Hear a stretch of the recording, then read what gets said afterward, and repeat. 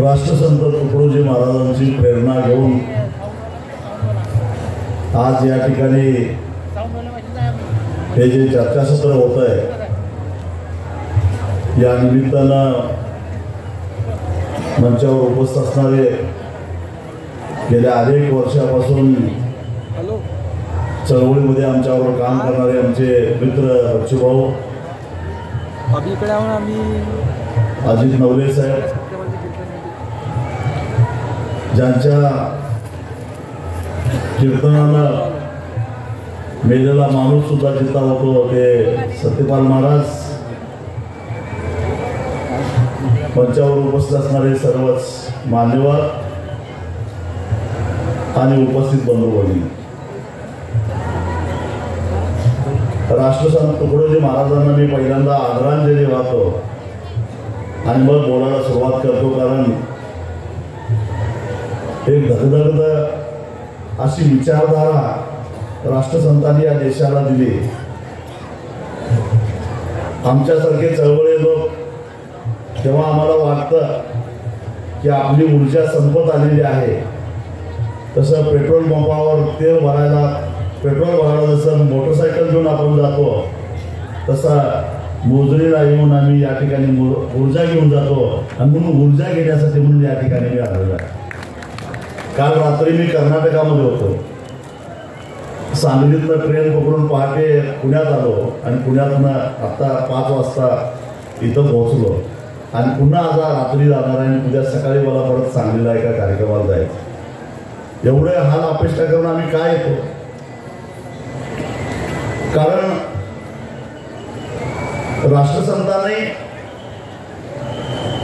राष्ट्रविचाराचा आणि देशप्रेमाचा, त्याचबरोबर शेतकरी, कष्टकरी, गोरगरिबांच्या कल्याणाचा जो धगधगता अग्निकुंड पेटवला, त्याच्यामध्ये ती विचारधारा, ती ज्योत विसता कामा नाही, ती अग्निकुंड विसता कामा नाही. कारण आज त्याची देशाला जास्त गरज आहे. इंग्रजांच्या पेक्षाही वाईट अवस्था आपली आज झालेली आहे. म्हणून आज आपल्याला या विचारांची गरज आहे. चळवळीला ऊर्जा देण्याची गरज आहे. तुकडोजी महाराज म्हणायचे, कच्चा माल मातीच्या व्हावे, पक्का होताची चौपटीने घ्यावे. आज चौपटीच्या पलीकडे गेलेला. तुम्ही कापूस पिकवता आणि जिथं सूतगिरण्या आणि कापड व्यवसाय चालतो त्या इचलकरंजी भागातून मी घेऊन येतो. मला माहिती आहे कापसाची किंमत काय आहे आणि कापडाची किंमत काय आहे. आणि म्हणून मी म्हटलं की तुकडोजी महाराजांचाही अंदाज यांनी चुकवून राहिलेला आहे. साधारणपणे एक चांगला ब्रँडेड शर्ट तयार करायला 1.5 ते 2 मीटर कापड लागतं. 2 मीटर कापड चांगला मोठा गडी असतात आणि ते 2 मीटर कापड तयार करायला 3 किलो कापूस लागतो. त्यातली संती काढायचं, पिंजायचं, कचरा काढायचं, त्याचा सूत तयार करायचं, हे करायचं. 2 मीटर कापडापासून तयार झालेला ब्रँडेड शर्ट 2,500 ते 3,000ला येतो. कापसाच्या किमतीच्या 10 पटीनं जर शर्टाची किंमत होत असेल तर या लोकांनी तुकडोजी महाराजांचा अंदाज सुद्धा फेल करावा लागेल नाही. अशी अवस्था आज आपण दारिद्र्यामध्ये खितपत का पडलेला आहोत, तर आपली अवस्था ही अशी झालेली आहे. सोयाबीनला किती भाव मिळतो बघा आणि सोयाबीनच्या तेलाचा भाव किती मिळतो बघा, याची तुलना करून बघा. आपल्या घामाची चोरी होते, आपल्या घामाची लूट होते आणि लुटारू राजरोसपणाने फिरतायत आणि आम्हाला त्याचे काहीच वाटत नाही. याचं दुःख माझ्यासारख्याच्या मनामध्ये. लुटारू मुकाटपणे फिरतायत आणि या लुटीच्या विरोधात आम्ही बरेच शब्द सुद्धा काढायला तयार नव्हतो. आणि म्हणून आम्ही सरकारकडे दया मागत नाही. लक्षात ठेवा, कालच एक मंत्री बदललं बघा. काय म्हटलं मंत्री? ते शेतकऱ्याला कर्जमाफी मागायचा नादच लागलेला आहे. खरं तर या मंत्र्याला या चिखलामध्ये तुडवून हल्ला पाहिजे असं माझं मत आहे. आणि हे पवित्र काम जे कोणी करल त्याचा सत्कार करायची बचभाऊ माझी इच्छा आहे.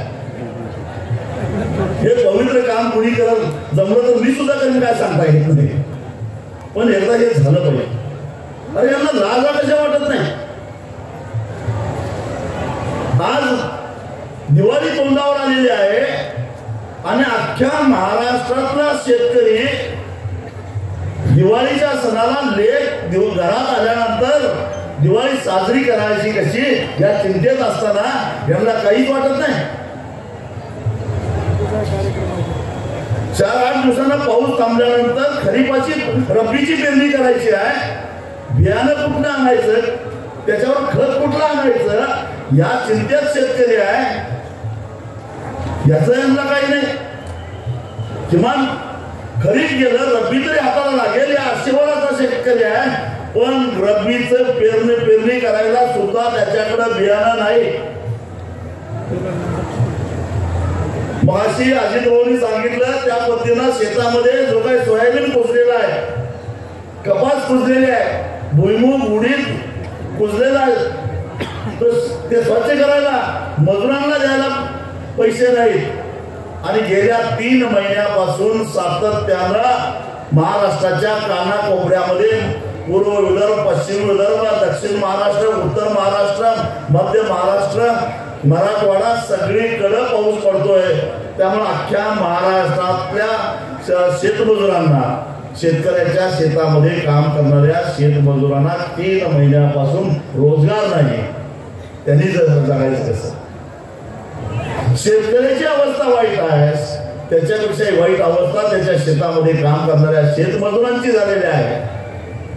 आणि त्याचं काहीच व्हायला वाटत नाही. आणि ज्यांना 1-2 वर्षापूर्वी सजवलेले बंगले बरं वाटत नाही, पुन्हा पाडून बंगले सजवून घेतात, पुन्हा आपली दालनं सजवून घेतात. त्यावेळी यांच्याकडे पैसा भरपूर असतो. अजितदादाचा गाडीचा एसी बंद पडला कोल्हापूरला, लगेच अजितदादांना सांगितलं नवीन गाडी घ्या.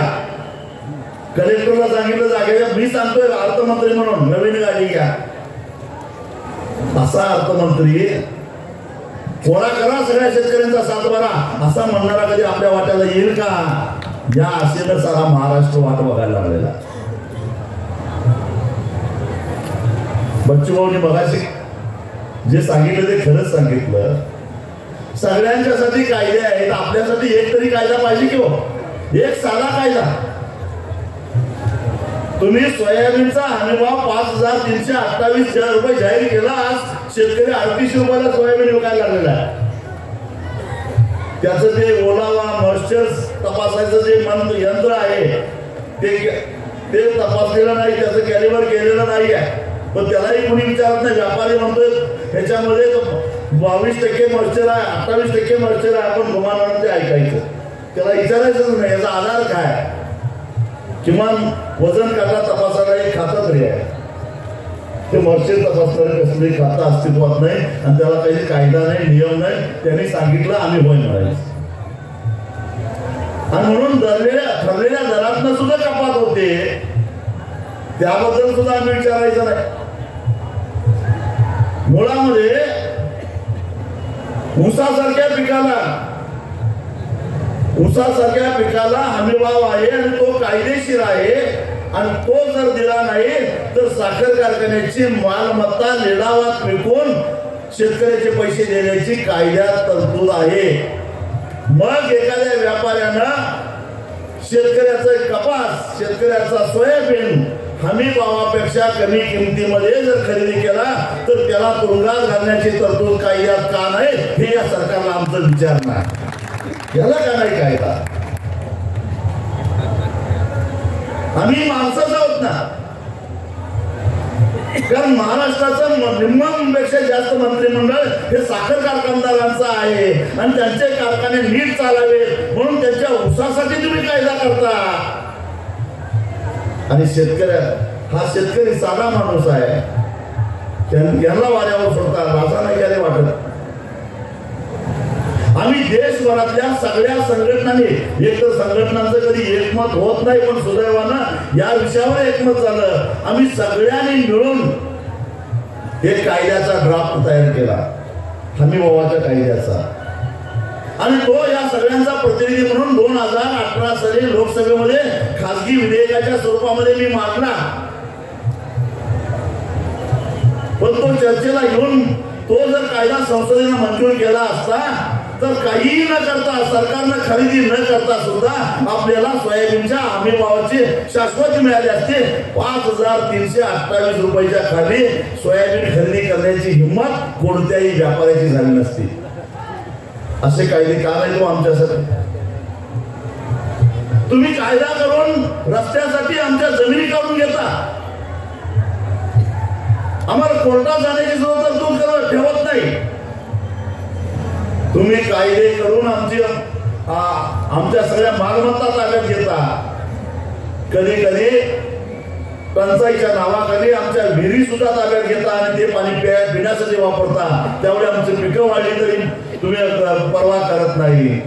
मग तसाच हे कायदा आमच्यासाठी या देशामध्ये का होत नाही? तुम्हीच ठरवला, हमी भाव तुम्हीच ठरवता, सरकारच ठरवतं. ते खरं काय खोटं हा इतिहास भाग वेगळा आहे, त्याच्यामुळे मी जात नाही. पण किमान तुम्हीच ठरवलेला जो काय हमी भाव आहे तो मिळावा म्हणून तरी कायदा करा. या देशामध्ये सरकार जो काय हमी भाव जाहीर करतं त्यातल्या केवळ 6% पिकांना हमी भाव मिळतो. 94% पिकं, 94% शेतीमाल बाजारामध्ये मिळेल त्या दरामध्ये विकावा लागतो. ही स्थिती या देशातली. आणि तरी सुद्धा आमची दया येत नाही. पाऊस पडला, नुकसान झालं, आम्ही काय मोर्चा काढला होता मोठा पाऊस पडावा म्हणून? आम्ही काय आंदोलन केलं होतं? अरे या निसर्गाचे लचके तुम्ही तोडले, तुमचा चंगळवाद पोचण्यासाठी, तुमचा हव्यास पोचण्यासाठी, तुम्हाला पैसा कमवण्यासाठी सगळे नियम, सगळे कायदे धाब्यावर बसवून तुम्ही पर्यावरणाचा नाश केला, सत्यानाश केला. त्यामुळं पर्यावरणाचं संतुलन बिघडलं, निसर्ग कोपला. पण तो निसर्गही असा चमत्कारी, त्या निसर्गाची कळ काढली त्यांनी आणि शिक्षा मात्र आम्हाला. आमचा काय दोष आहे हो त्याच्यामध्ये? एवढा धो पाऊस पडला, आमच्या जमिनी वाहून गेल्या, विहिरी ढासळल्या, बोर मध्ये गाळ साचला, विहिरीमधल्या मोटरी वाहून गेल्या. काय दोष आहे आमचा त्याच्यामध्ये? जनावर वाहून गेले, गोटे वाहून गेले, हातात तोंडाला आलेला घास हिरावून घेतला. दोष काय आमचा? पण ज्यांनी निसर्गाची छेड काढली ते नामानेला राहिले, शिक्षा आम्ही भोगतोय. आणि म्हणून हा उद्ध्वस्त झालेला शेतकरी उभा करण्यासाठी ज्या पद्धतीनं तुम्ही मगाशी अजित भाऊंनी सांगितलं, ज्या पद्धतीनं या कॉर्पोरेट कंपन्यांचा, या उद्योगपतींचा 15 लाख कोटी रुपयाची कर्ज माफ केली, त्याच पद्धतीनं आमचा 7/12 कोरा करणं हे तुमचं कर्तव्य आहे. आणि म्हणून आम्ही म्हणतोय, हक्कानं सांगतोय, आम्ही सुद्धा या देशाचे कुणीतरी आहोत. आम्ही सुद्धा या देशाचे कुणीतरी आहोत. आम्ही काय गुलाम नाही, आम्ही काय गुलाम म्हणून जन्माला आलेलो नाही. पण आज गुलामापेक्षाही वाईट परिस्थितीमध्ये जर आमच्यावर जगण्याची वेळ येत असेल तर मग बंड करून उठण्यासाठी अजून आम्हाला काय पाहिजे? का आम्ही बंड करून उठणार नाही याचा प्रत्येक शेतकऱ्यांना विचार केला पाहिजे.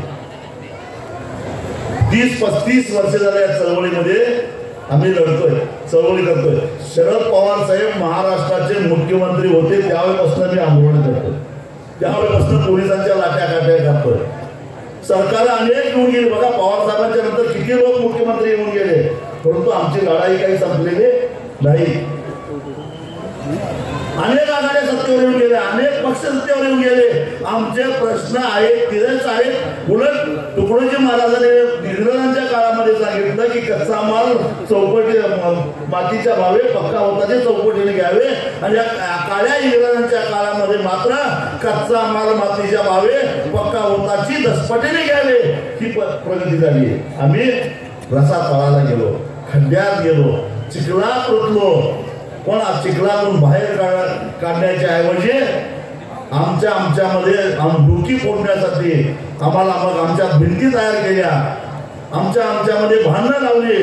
कोण हिंदू, कोण मुसलमान, कोण महादेववाला, कोण मोहम्मदवाला, जातीमध्ये भांडणं लावली.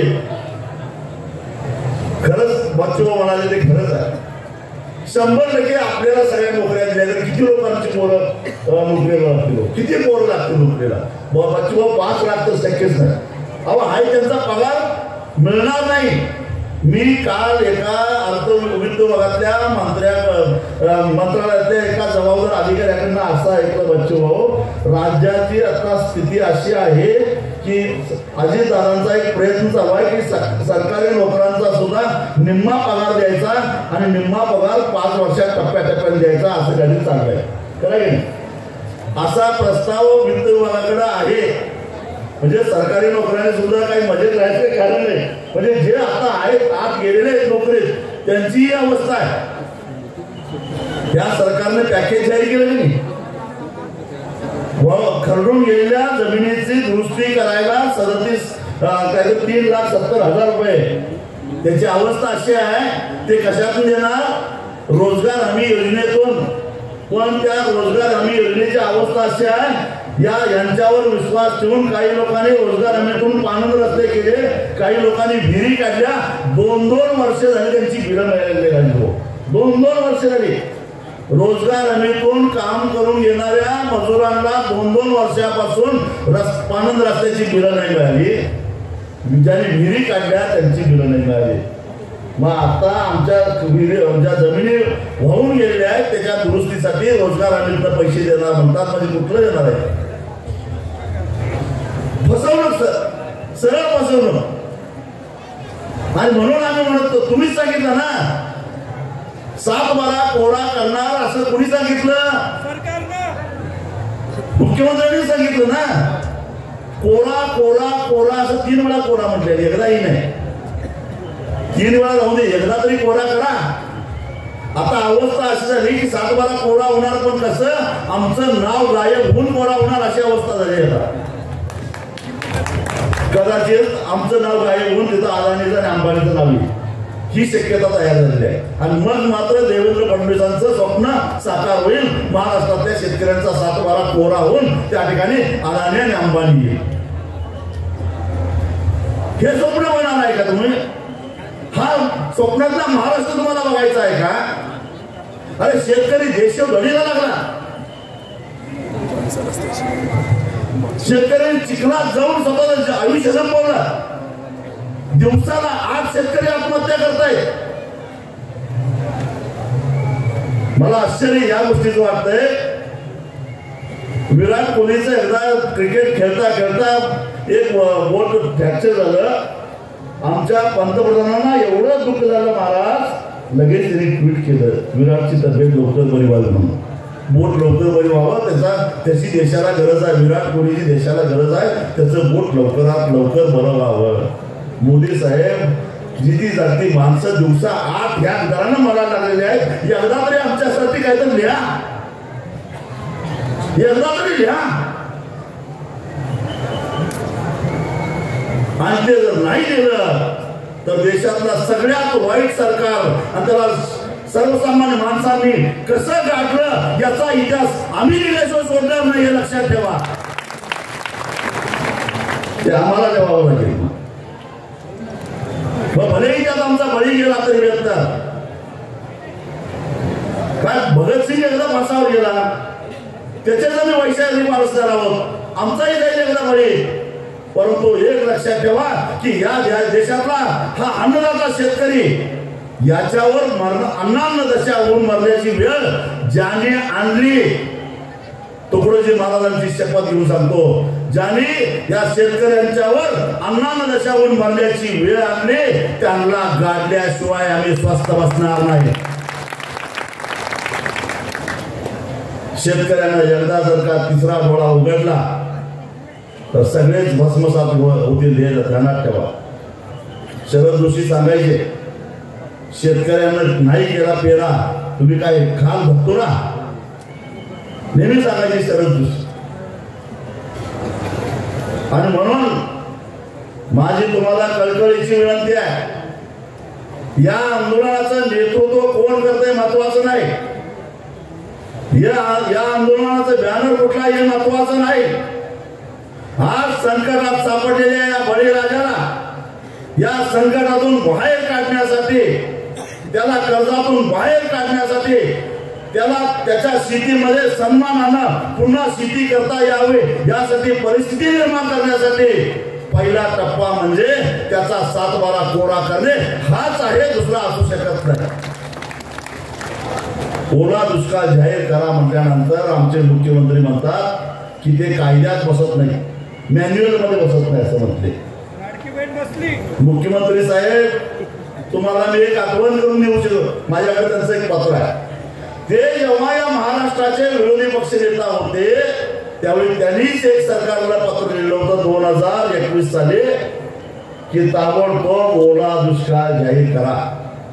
त्यावेळी अतिवृष्टी झाली पण एवढी झाली नव्हती, एवढी झाली होती का 21ला झाली होती, पण एवढी झालेली नव्हती. त्यावेळच्या महाराष्ट्राचे विरोधी पक्षनेते देवेंद्र फडणवीस यांनी मुख्यमंत्र्यांना एक पत्र लिहिलं होतं की ओला दुष्काळ जाहीर करा आणि महाराष्ट्रातल्या बळीराजाला दिलासा द्या. मग आता तर तुम्ही मुख्यमंत्री आहे, करा जाहीर ओला दुष्काळ. आणि आता मग नियमात बसत नाही, मग त्यावेळी कसं काय बसत होतं? ओला असो की कोरडा असो, कोरड्या दुष्काळापेक्षा ओला दुष्काळ फार खतरनाक असतो. कोरडा दुष्काळ शेतकऱ्याचं फक्त 1 वर्षाचं पीक जात, पण जास्तीत जास्त काय होतं, पेरणीच होत नाही किंवा पेरणी झाली की उडून आल्यानंतर पीक करपून जातं. म्हणजे जास्तीत जास्त त्याचं बियाण्याचा आणि पूर्व मशागतीचा तेवढा खर्च वाया जातो. पण ओल्या दुष्काळामध्ये आंतरपूर्व मशागत, पेरणी, आंतरमशागत, भांगलन, कोळपण, खुरपण, सगळं औषध फवारणी सगळं झालं असतं, फक्त कापणी शिल्लक असते. आणि त्यावेळी नुकसान होतं. त्यावेळी म्हणजे कोरड्या दुष्काळापेक्षा ओल्या दुष्काळामध्ये शेतकऱ्याचं मोठ्या प्रमाणामध्ये भांडवली नुकसान होतं. आणि तरी सुद्धा तुम्हाला दया येत नाही. तुम्ही भिकाऱ्याला दिल्यासारखं पैसे द्यायला लागलेला आहे, जरा तरी लाजा वाटायला पाहिजे. याच मुख्यमंत्र्यांनी 2019 साली ते जेव्हा मुख्यमंत्री होते त्यावेळी एक शासन निर्णय केलेला होता आणि त्या शासन निर्णयानुसार NDRFच्या नॉर्मच्या तिप्पट नुकसान भरपाई दिलेली होती. आज तुम्ही किती दिला? 2019 नंतर आता 6 वर्ष झाली. 6 वर्षानंतर काही महागाई वाढली का नाही? 6 वर्षानंतर बियाण्याच्या किमती वाढल्या का नाही? खताच्या किमती वाढल्या का नाही? मजुराच्या किमती वाढल्या का नाही? मग 6 वर्षानंतर NDRFच्या नामच्या तिप्पट तुम्ही 6 वर्षापूर्वी दिलेला होता आणि आता 1 पट द्यायला लागलाय. जरा तरी जनाची नाही मनाची लाज वाटली पाहिजे. पूर्ण माझ्या 29 ऑगस्ट 2019चा तो शासन निर्णय बघा. ज्या शेतकऱ्याचं अतिवृष्टी आणि महापुरामुळे पिकाचं 50% जास्त नुकसान झालेलं आहे, त्या शेतकऱ्यानं त्या पिकावर काढलेलं कर्ज थकीत नसलं तरी पूर्णपणे माफ करण्यात येईल असं त्या शासन निर्णयामध्ये म्हटलेलं होतं. आणि ज्यांनी कर्ज काढलेलं नाही त्याला NDRFच्या नॉर्मच्या तिप्पट मोबदला दिला जाईल. म्हणजे त्या कर्जाच्या स्केला फायनान्सच्या जवळ जाणारा तो आकडा होता. मग 6 वर्षानंतर तुम्ही एकदा महाराष्ट्राचे मुख्यमंत्री असताना त्यावेळच्या परिस्थितीमध्ये हा निर्णय केला, मग आता नाही का नाही केला?